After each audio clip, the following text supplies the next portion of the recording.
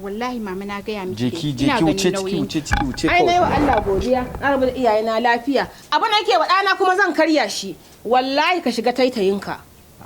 wannan yare mata zaka da ganin yar kwaya ce tana shaye-shayen kwaya ba abin da take sha ai da tana sha da zan sani ta zage ni a gaban ka